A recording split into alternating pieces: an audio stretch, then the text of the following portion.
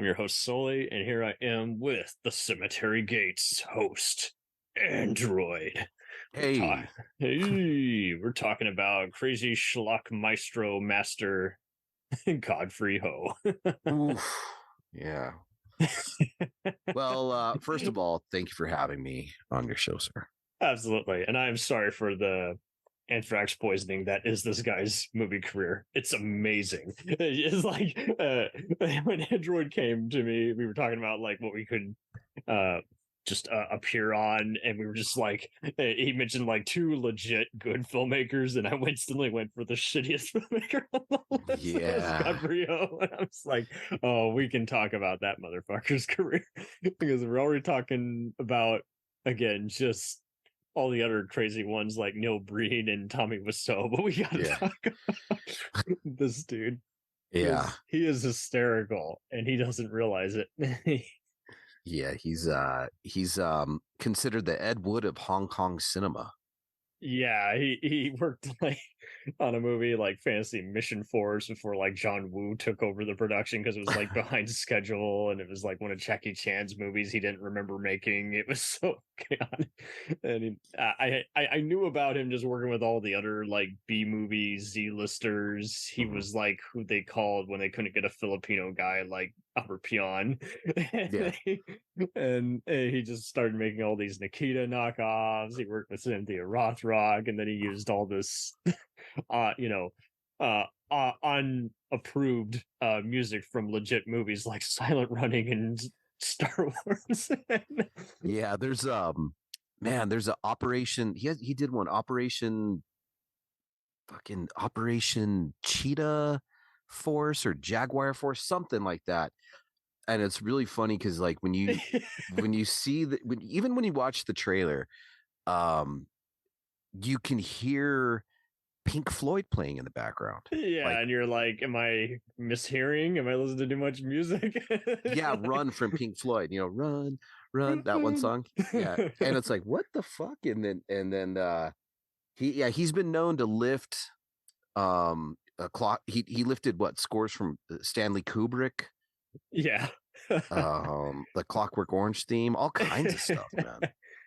Oh man. So for most of you who want to probably ill-advised want to see any of his dog shit, you can probably find most of it on YouTube. It includes Zodiac America 2, Top Team Force, Angel's Mission, Full Metal Ninja, where I think he had like a RoboCop cover on one of them, Lethal Panther.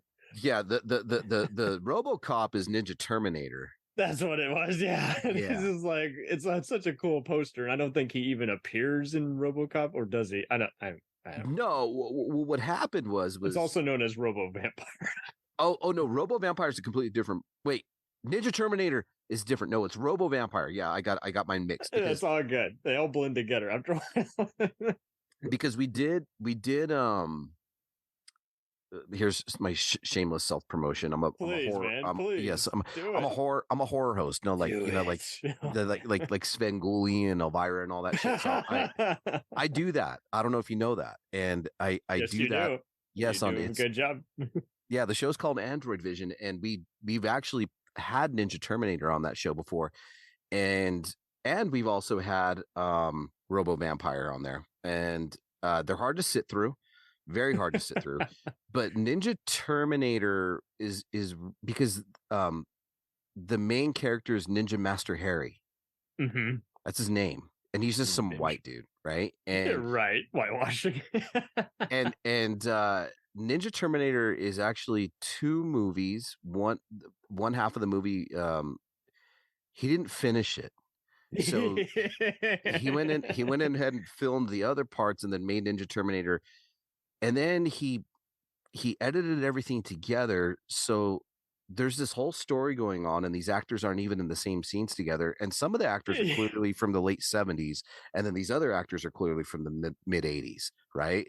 And so you have these guys wearing pastel, like your Miami Vice type of stuff. Right. Right. It's the total, what the fuck? Yeah. And then the next scene, you're having this street fight in Hong Kong with these guys wearing bell bottoms. Oh God, yeah. What the fuck is going on here? And then the bad guys are like these strong Asian characters wearing blonde wigs and Oh oof. man, yeah, and it just makes you wonder: did Godfrey, kind of like how some of these Giallo guys, in many cases, wrongly were accused of just hating society just because they were having gruesome acts back then, and people weren't warmed up to horror movies unless you Yeah. were the drive-in crowd or the consumer themselves. It just seemed like he just was just trying to get it done, and he racism be damned, but it is rough to where you're like, come on, dude, if you have any pride, just stop being a whore, just turn it down, just say fuck you guys, I'm not doing that shit. But Yeah. yeah, to do it. Godfrey Ho is I'm telling you, man, he's a gem. He is a gem. Yes. he Oh man. he's great. And one of the funny things about Godfrey Ho, a lot of people don't know, is they said that rumor is he apparently is a part of the triad syndicate in real life. I've heard Like, that rumor. It's similar to the guy who did like Yugwari, the South Korean RoboCop ripoff, because like the producers were mobsters, and he was just like, "I'll do anything that'll make people, repay my debt." And people like Keiju monster movies, so I guess I'm gonna have to do that. Uh, yeah, he apparently I had I don't know.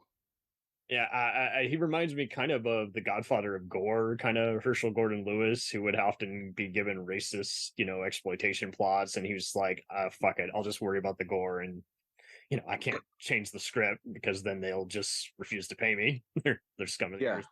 What I But liked about him is, and I don't know if Godfrey Ho did the same thing, but I wouldn't be surprised. But what Herschel Gordon Lewis would do is, I know sometimes they would have the poster for the movie made first before they got the producers on yeah, board. Canon Films kind of thing to just embezzle investors, where you're just like, whoa, but it doesn't exist. And yeah, if you did that shit now, you'd get a lawsuit and a cease and desist before it even came out on crowdfund.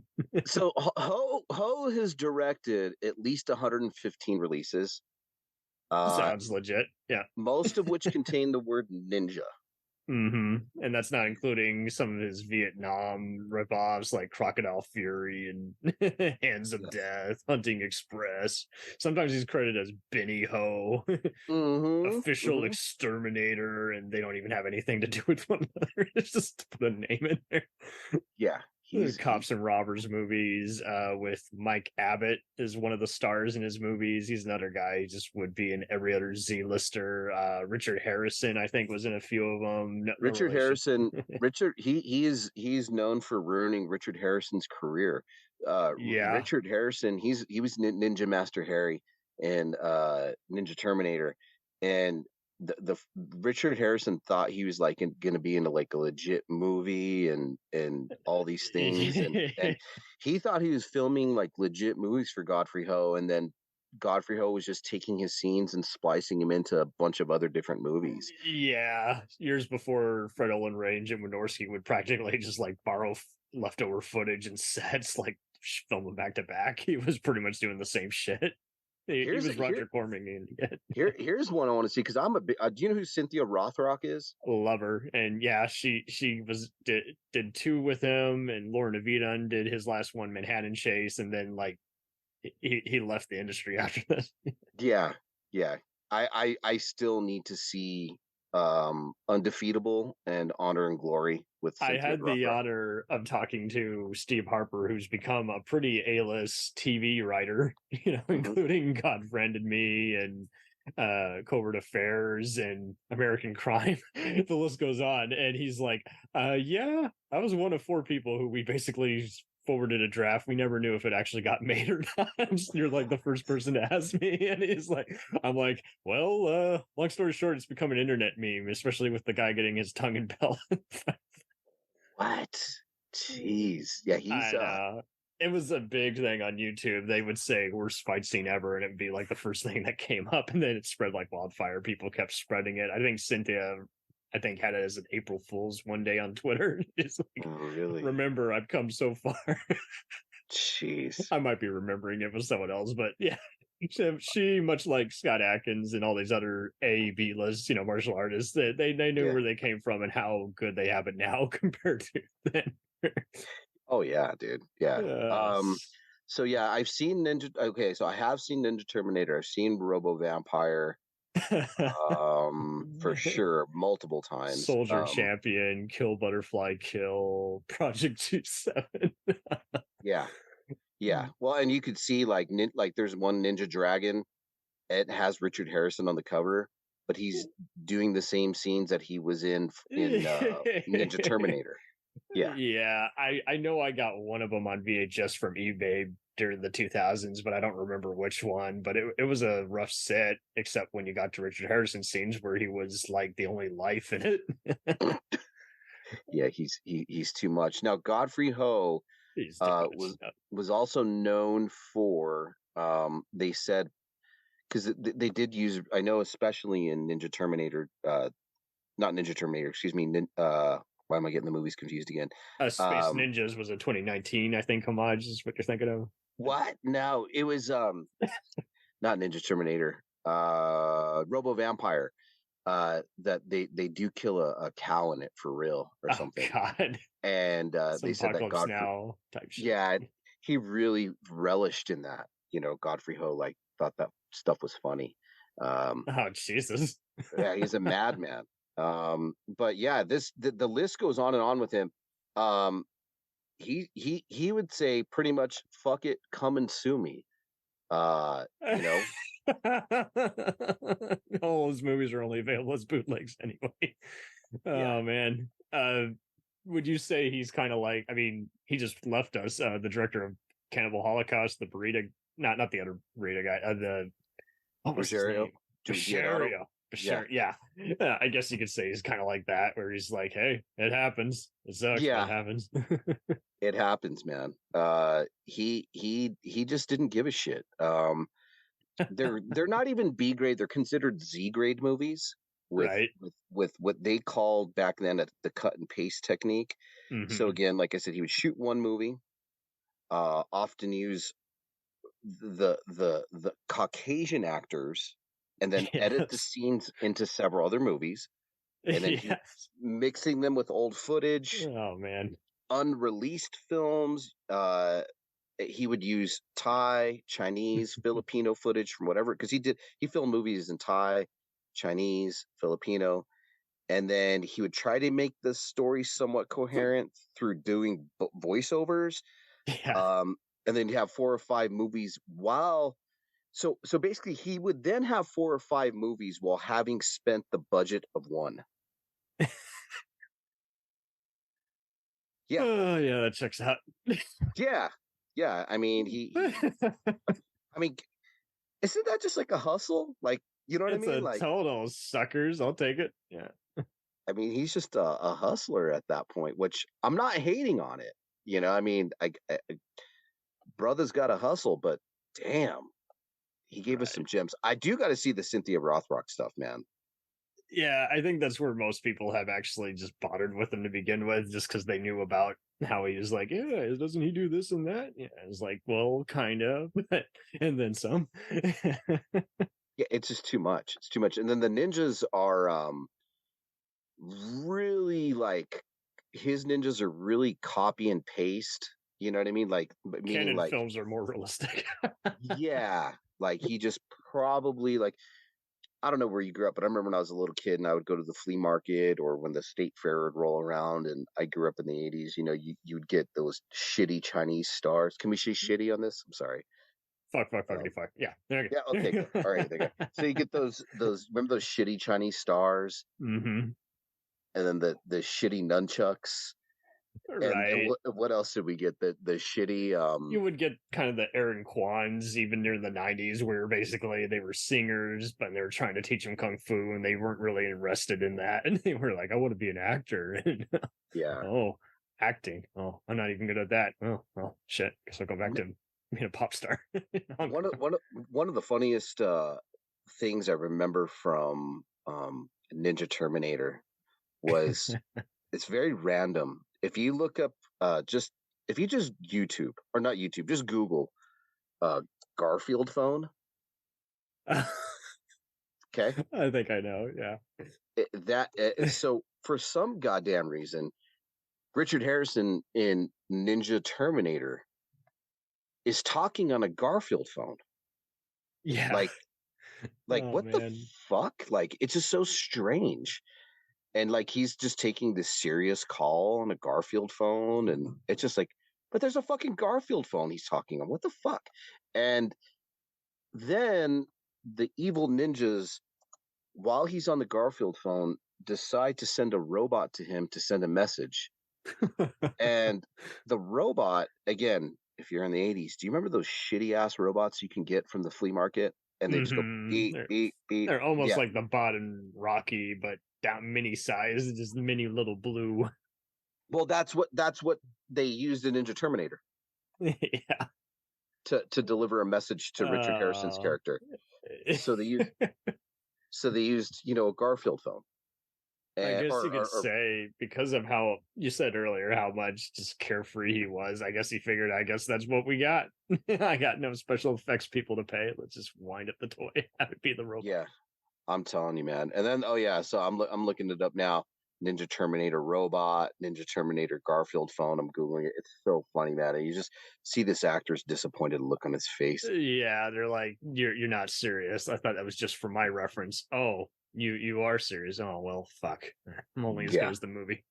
Yeah. He made a lot of the Asian actors wear blonde wigs. Oh. The bad guys. Mm-hmm. Very strange. He did love his nudity as well. I can't blame him. Yeah, he loved his nudity as well. Get what you can get. Godfrey Ho, man, there you have. He's great. It's great. Oh man, if you had to compare him to anybody else, I mean, because U-Ball doesn't give me any joy. U-Ball just depresses me with how he just seems to want to make student films and then get all these Z-listers in his movies. Godfrey Ho, I mean, he's still Z-list, but like you say, he's kind of like Ed Wood, where is like someone had to make stupid movies and just not care. But the difference is Ed Wood was on the record as he legit wanted to make a good movie, and sometimes he'd get a good shot or inspired performance, but he'd still just have just themes or plot twists that came out of stage right. Yeah, and I mean, I don't know, like, who I could compare him to. I mean, first person comes off the top of my head. A lot of these, like, there's a lot of American guys, who make movies on the weekends or kind of, they know they're making crap. But they have fun. Yeah, they have fun. And I'm talking about like a lot of the guys from the Asylum films. Oh yeah, I've seen them even troll the various bad movie lists on IMDb. They really do not legit care. They're like, "Of course you hate us. Buy our piece of shit movie." Have you ever gotten?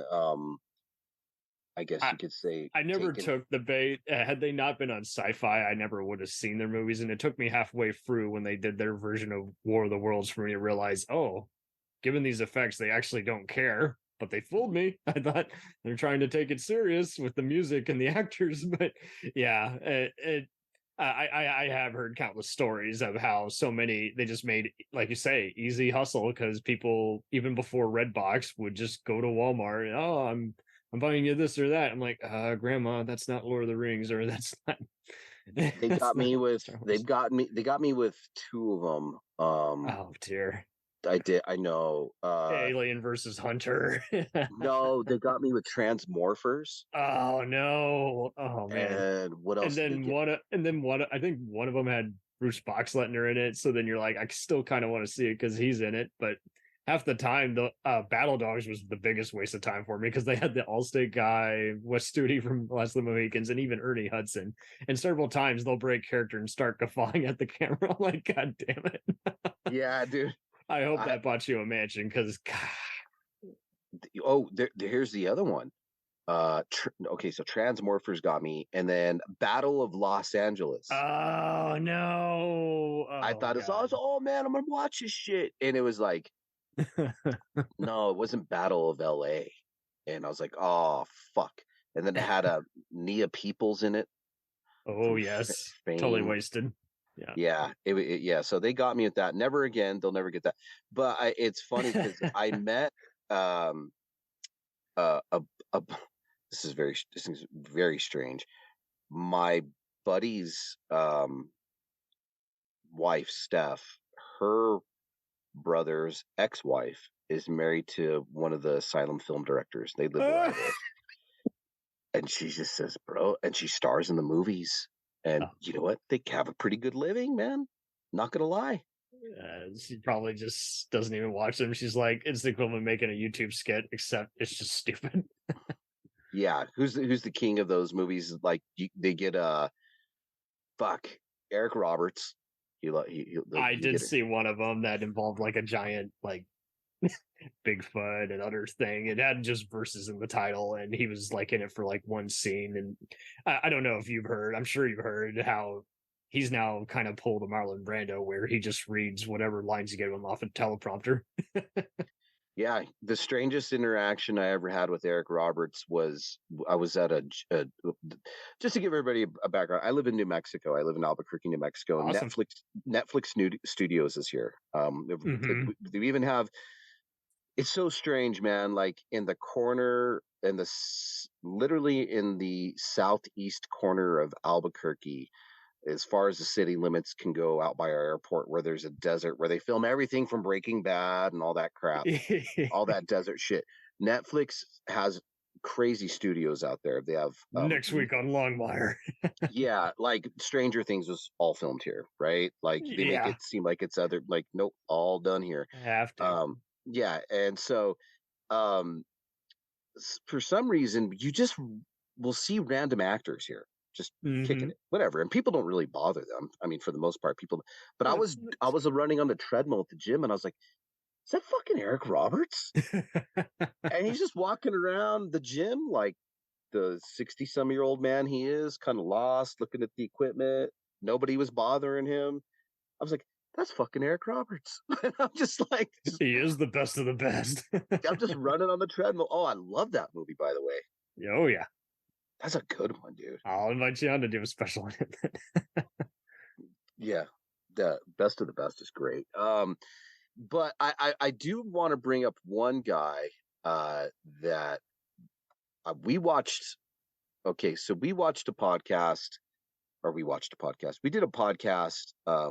We have the Intestinal Fortitude Podcast Network is where we host a bunch of different podcasts, and one of the podcasts on there that I'm on is It Really That Bad? And so that's the name of the show. It's a fun show. Yeah, and so we did a Road to Revenge, and AKA Champagne and Bullets. Yeah, and when Hauser shows up out of nowhere, and you're like, John DeHart is in it, stars in it, and John DeHart is, he's the cop or dirty, I don't know, screwed over by dirty cops, dirty judges, and it's a really weird movie, and it's a total ego driven movie. You know what I mean? Like it's his ego piece. But if you haven't watched Champagne and Bullets, do yourself a goddamn favor. John DeHart is one of those gentlemen who he's kind of like a Godfrey Ho. He knew he was making a bad movie. They put 100% into it. Yeah. And it didn't go through. And what's really funny is when we were doing the podcast, I was like, I was Googling him, and I was like, John DeHart's a trial lawyer now, right? And civil lawsuits, state and federal, all types of court appearances, right? Yeah. And then so he has his number on there, and I called it live on the podcast. I was like, I wonder if this is a legit number. And I called, and he's all, "Hello." So, is this John? It is the John DeHart. Yeah, you got me. I was like, holy shit, where do I go with this? Like, everybody's laughing in my ears on my headphones, and I can only play it on speaker, through my microphone. And I'm just having this full-on conversation with John DeHart. We'll return after these messages. Do you ever find yourself thinking about who would win in a fight between Goku and Superman? Hi, I'm James Gavsey, and on the Who Would Win show, me and my co-host Ray ignore anything important happening in the outside world and debate fictional battles between characters from comics, movies, and video games. We got a new show every week, and almost always am I the winner. Yeah, not true, Ray. In the past, we've discussed such matches as Captain America versus Darth Vader, Solid Snake versus the Iron Giant, classic matchups like RoboCop versus Terminator, and even the Muppets versus Sesame Street. That one was crazy. So if you're a fan of geek culture and love a spirited debate, check out the Who Would Win Show wherever you get your podcasts, or check us out at whowouldwinshow.com.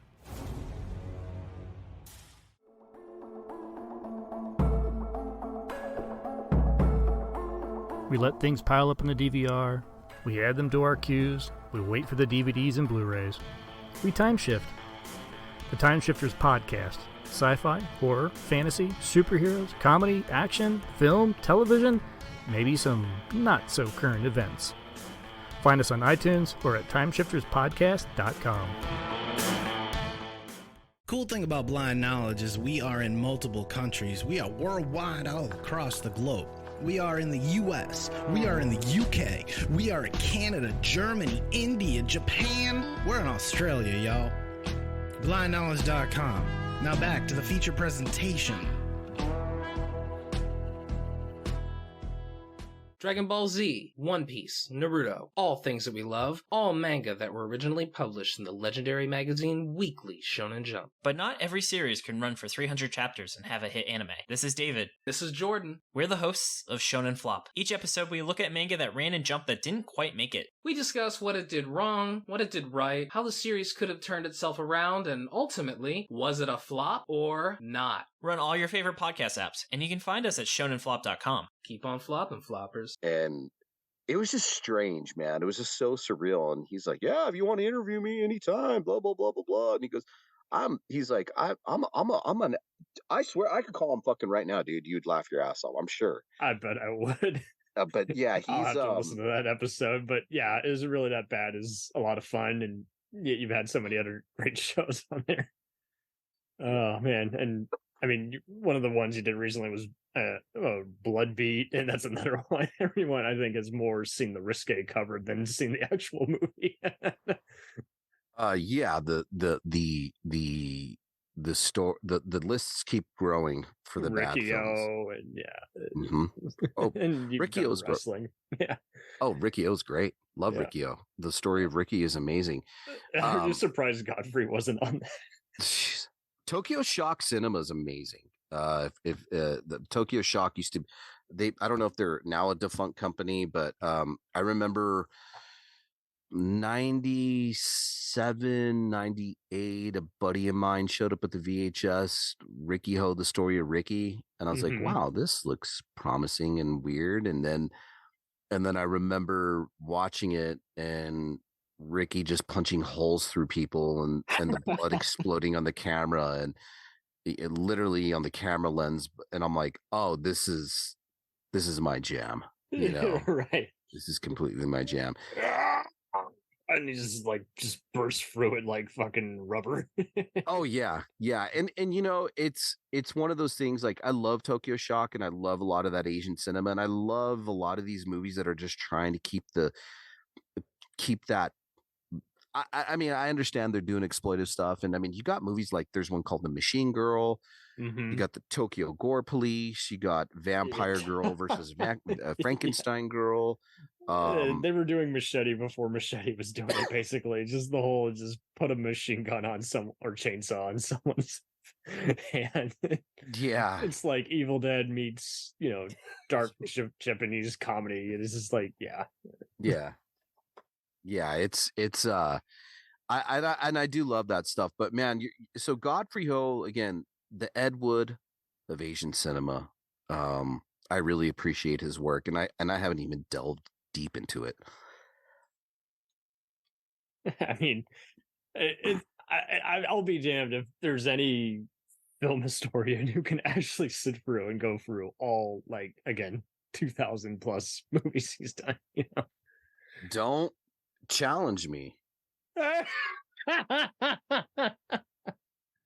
Yeah, I mean, if you want, I mean, I'll take 5. You take 5. We'll sing. Shit. You've had Heather Powell from Friday Nightmares on, her cinema finds side hustle. I bet you she'll do too, and then say fuck this and give to Scott, and he'll be like, what the hell am I doing with my life? and then just it'll be the equivalent of pass the bottle, just pass it around. Watch 5. We'll probably watch 5 duplicates of the same movie and be like, motherfucker, it's my turn to watch that.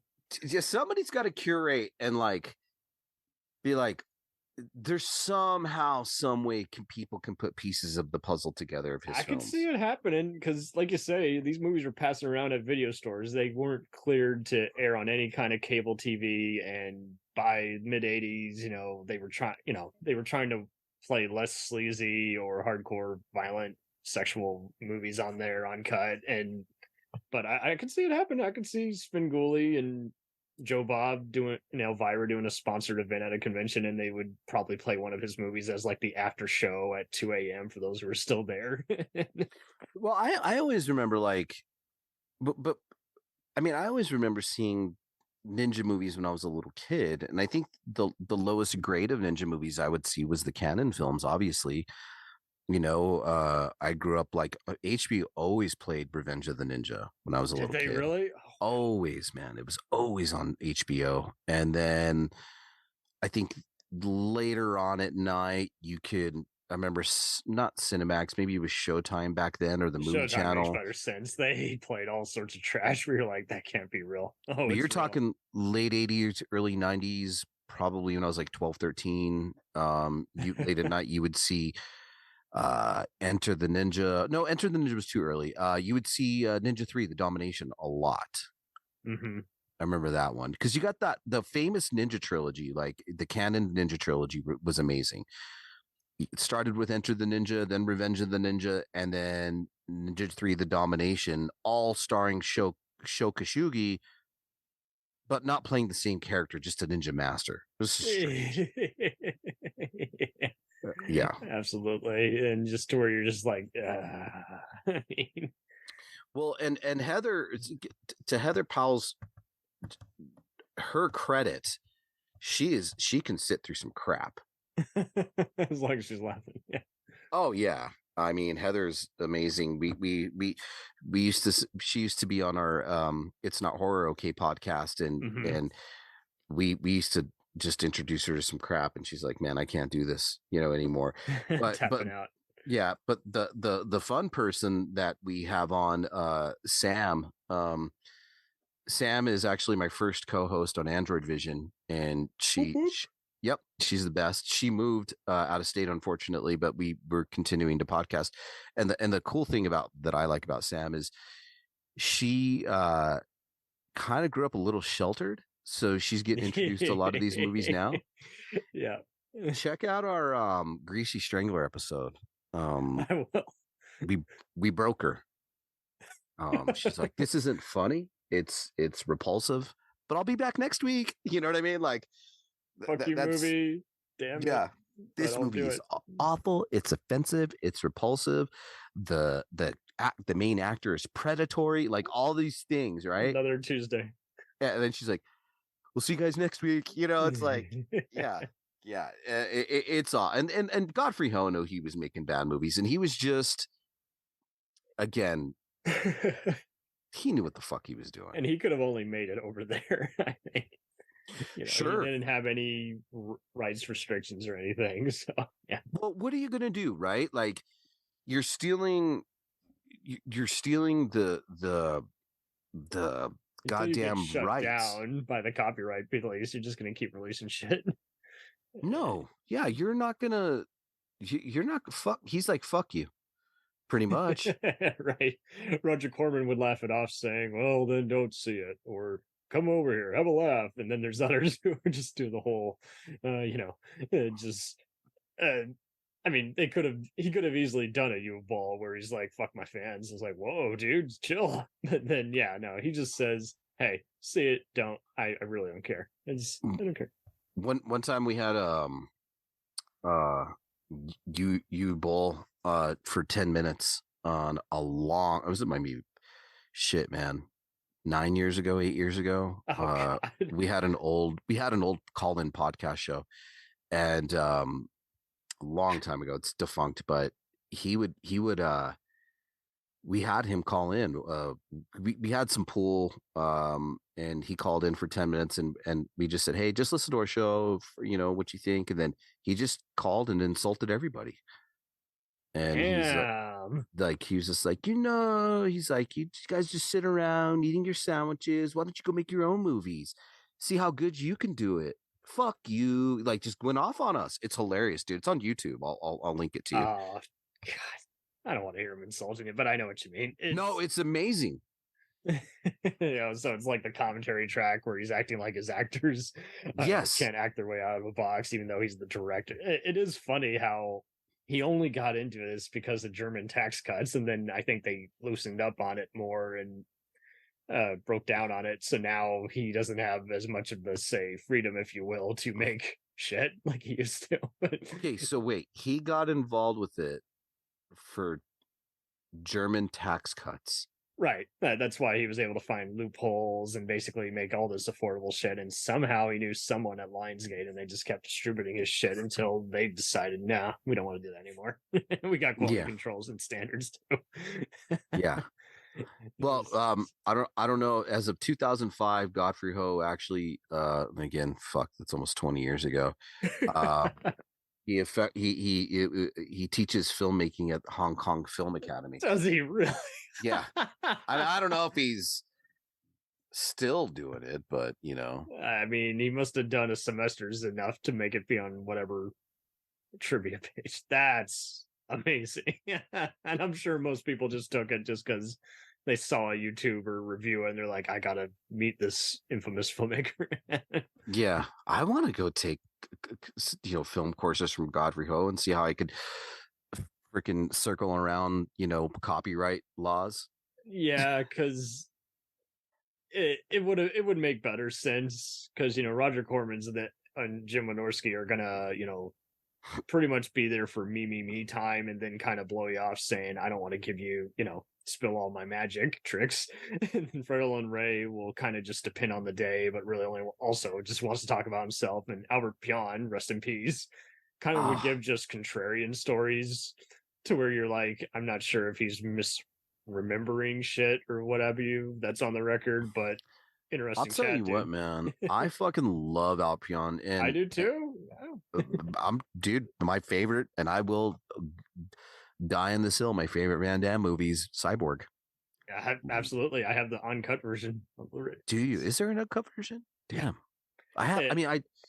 People complain because they want to remaster it. I'm like, well, see, this is as good as you're gonna get. You're gonna have to, if you want the uncut, edits that make the movie make better sense, mixed in with as good a remastered cut. It is what it is. Really, I didn't know that, because I knew some history about the film, how obviously it's a canon film, but like that they used the abandoned sets for Spider-Man and Masters of the Universe 2.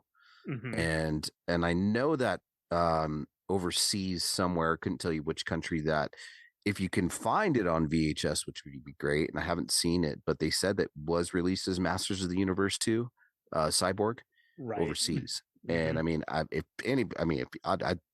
pay a pretty penny for a copy of that cover, dude. I mean, that's amazing. But that would be an amazing cover. Yeah.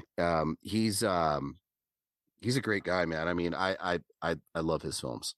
Love his films too. Yeah. Ooh, yeah. Well, thank you for that message, sir. Look, I just got that. Look at that. Yeah. So, Slinger, huh? So it's called Slinger, the director's cut, Van Damme, Cyborg. Yeah, that wasn't up last year, but it is now. So is this kind of a hodgepodgey?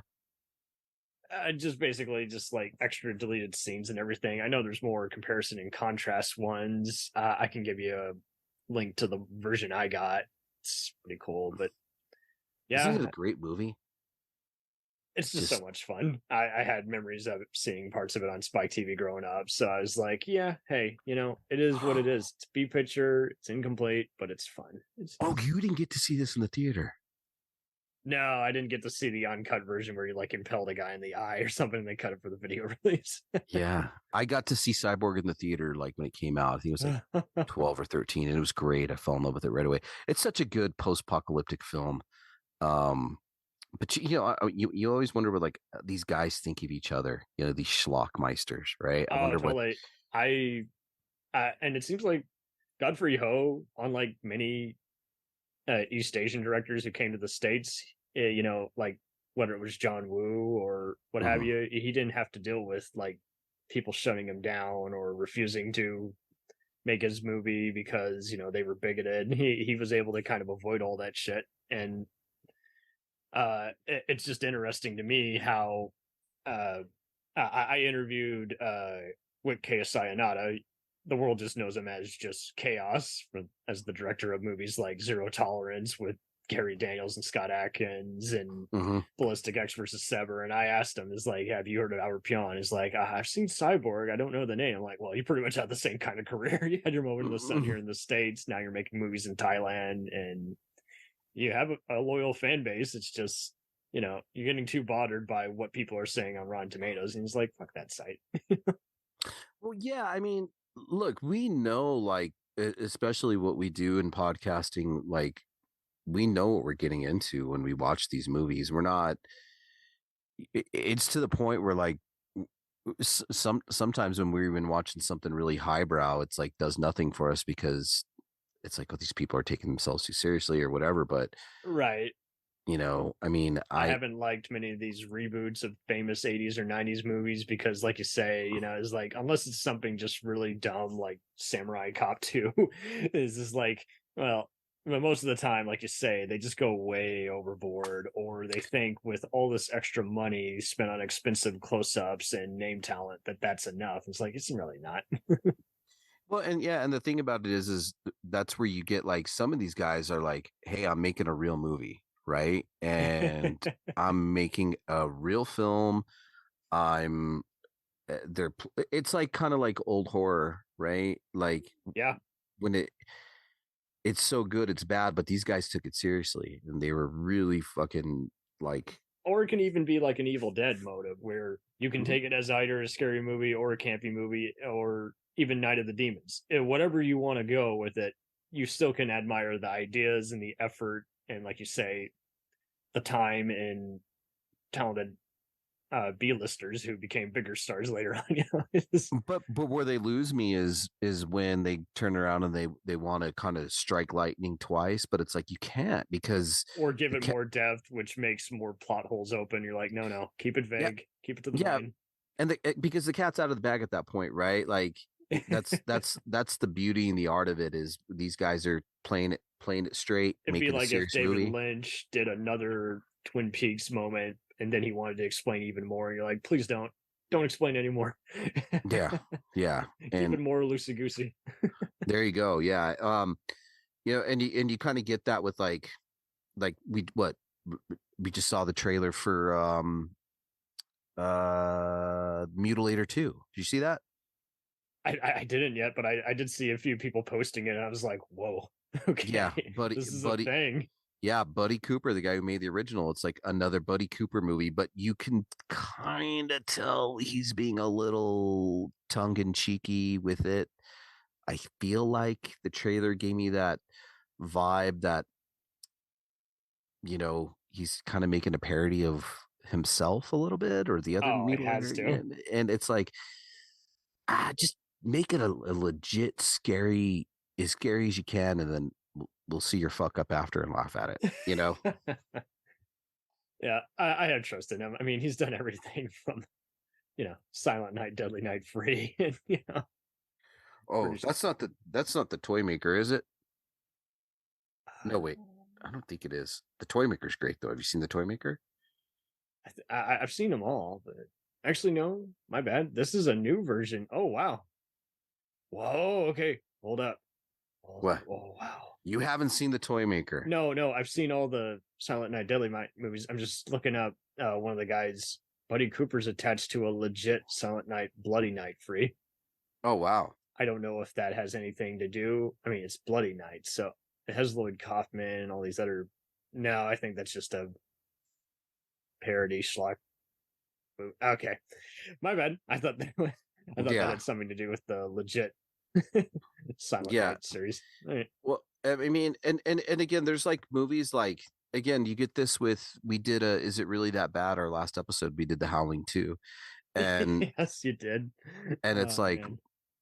Yeah, they don't, I think they went in there legitimately knowing what they were going to do, but I'm not sure, because that is another director right there. Howling 2 director. Yeah. His name is,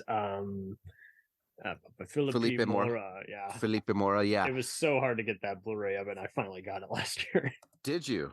It has Steve Johnson, who's a very acclaimed makeup artist, and he is just guffawing during the entire interview. He's like, I don't know anyone who takes this seriously.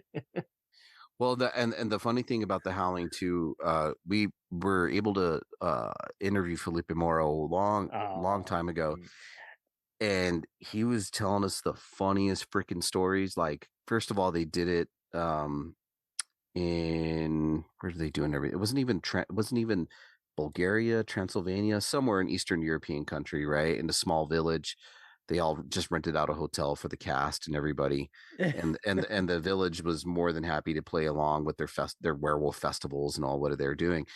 And so what Philippe Mora, he was also telling us a really good, funny story about Christopher Lee and who subsequently apologized to the director of the original Howling. I remember that. Yeah. He was on Gremlins 2 and he apologized to Joe Dante, and Dante's like, well, dude, you did what you had to do.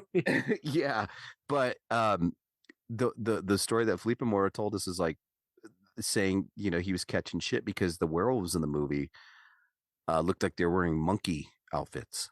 And and he's like, well, you know, that's in fact a legit beef gripe, because they were monkey outfits. And he says the studio, you know, didn't have enough money. So what they did was somehow, some way, somebody knew somebody, basically in a packing room or in a storage container. They had access to some outfits from Planet of the Apes. And so they actually did ship them to them, and they're all matted and, you know, like as you would expect something to be packaged away for years from another movie. But they did the best they could, and then they put, you know, that's why it was filmed in such darkness, because the color of the werewolf fur on the heads didn't match the bodies. And then he's like, they're like monkeys. And then he said, what did he say? Christopher Lee said, it's hilarious. He said something to the fact, he's like, well, why can't they be werewolf monkeys? What's wrong with that? We can make it a part of the story, you know? And it's like, calm down, Christopher Lee. I mean, I don't know if there's any, don't get too involved. Yeah, but Philippe Mora went on to direct I think one of my favorite Howling sequels, other than, you know, which was the Howling 2. He did the Howling 3, which was pretty good. I forgot he worked on Howling 3 as well, but yeah, he's done a whole lot of stuff. I mean, he's done some legit stuff. He did Communion with Christopher Walken, which was good, and you know, he did The Beast Within.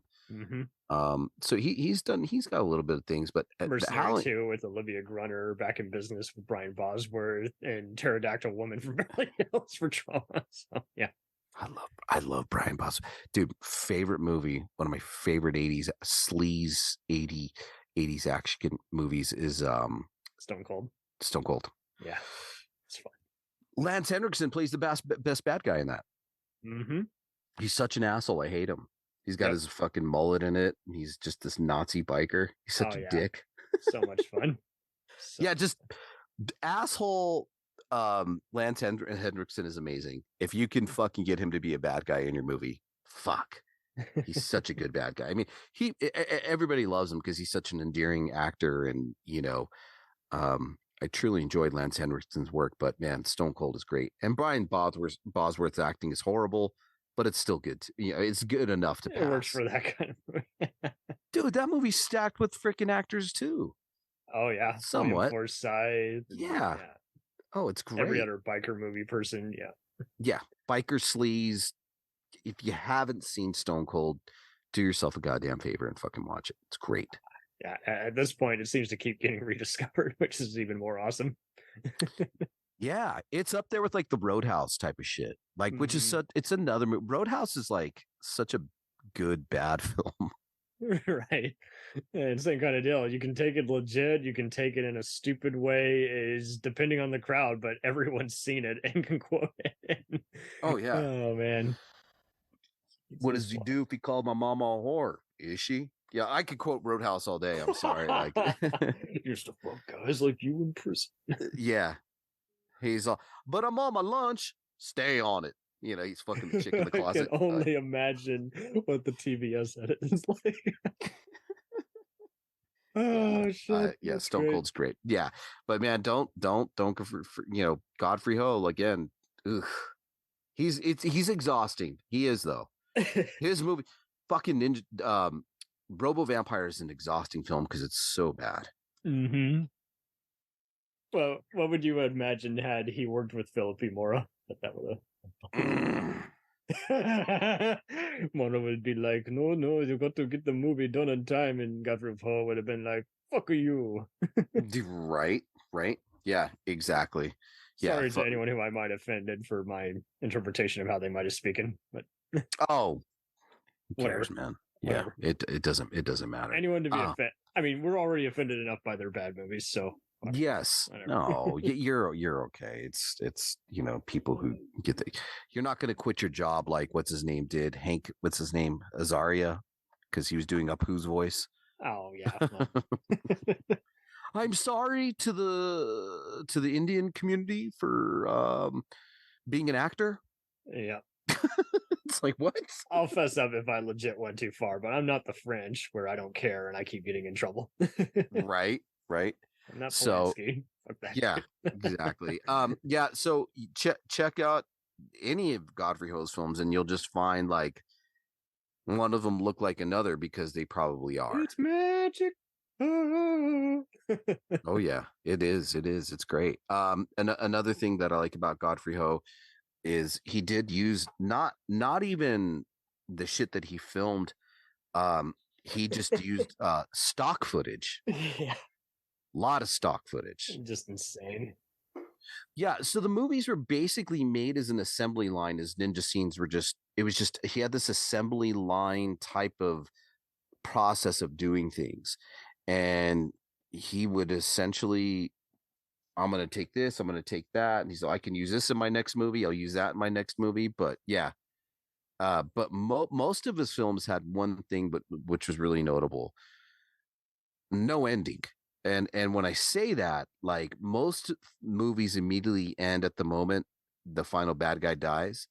Yeah. But like in one of his films, yeah, as it ends, the hero is throwing the sword at the villain, and who then explodes in one of his movies, and then it just freeze frames and says the end, just as he starts to explode, right? And that's kind of like what he did in a lot of these films, right? Like that's how it worked. Yeah, he just didn't have any other alternative. Yeah. No, it was. This is the man. This is the man, Godfrey Ho. This is the man. Yes.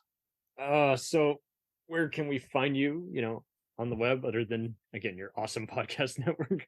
Okay, so here's the deal. You can find me on Twitter, Android Virus. You can find me on Instagram, Android Vision _. And just you can look me up on Facebook, AVIC, or Aaron Beretta. I have 2 accounts because I'm always getting suspended. And you know what? Let me tell you something.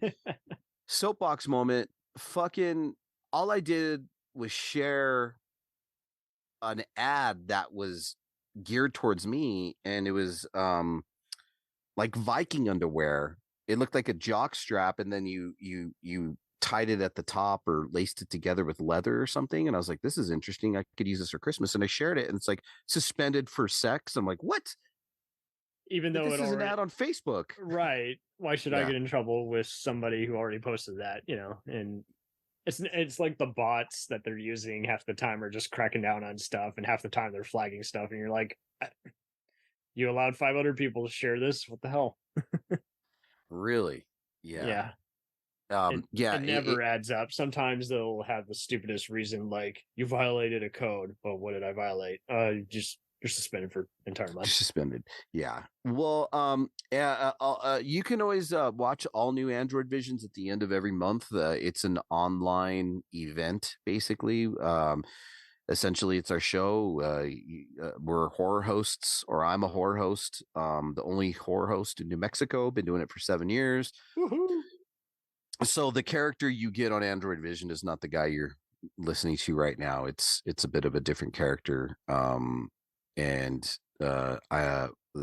character that I play on Android Vision, just a horror host, hosting movies out of a trailer in an abandoned, dilapidated drive-in in the desert. I love it. I usually have some desert sirens show up and host the show with me. I have about 3 or 4 different desert sirens, just satanic women that I muster up from the dirt, and they we pretty much shoot the shit, talk shit, show really shitty PSAs or shitty short films, and then we'll show another shitty long movie, and then we'll talk about the movie. We'll read fan mail, fan viewer suggestions, and it's just all around a really fun time for Android Vision. And we're right now in the beginning of writing season 8. Yeah. So fun times. Well, and I applaud that, because it's not easy to be a horror host. I've thought of doing a few different ones. I won't share those ideas until I'm ready to actually do it. But yeah, to actually just have that charisma and do a few takes of comedic bits, and then invite all these hosts, and then, like you say, put on that ulterior persona, that ulterior ego, and then roll with it, and then just say, hey, let's do this formula differently. Hey, let's do a spin-off show. Let's do something else that's just wacky and funny. Right. I'm trying to do on this season, but I can't get, because I interview some people sometimes, and I have some other characters come on and sit with me, and we shoot the shit sometimes, but I'm trying to get them to do that aged fermented fish from Sweden. Oh, wow. challenge, but I don't know they're gonna go with it. If they're gonna go with it. We're gonna puke live on air. I mean, let's just go all in and puke live on air. You know what I mean? Fuck it. Let's do it. Yeah. So yeah, you can find me there. Android Vision, Android Virus, all that fun shit. There's no stopping the train. Yep. Or the big white bus. Or the big white bus, yeah. Or in my case, the short yellow bus. Oh. So. Hell, let's make it a bang bus while we're at it. Anyway. There you go. from hell. Whatever that one movie was. Yeah. Oh man, sure. That's awesome, my dude. Okay, well. Thanks, Cam. I appreciate you, man. Anytime. And listen, you're cordially invited, sir, onto any one of our shows. Anytime. Tell me the topic, I'll do the homework. Well, no, I think you'd be great on one of our commentary podcasts. Oh, sweet. So what we all watch a movie together, and so is it not horror, and is it really that bad? A lot of us, I mean, those are 2 separate podcasts, but we just watch the movies together, and we bullshit over the movies, and we insult each other. And sweet. Sounds like my kind of party. Yeah, and I'm always having different people on. So, man, you're more than welcome to come on anytime. And, we're always having guests on. So I'll let you know when we do the next one. Anytime. Okay. All right, bud. Godspeed to you.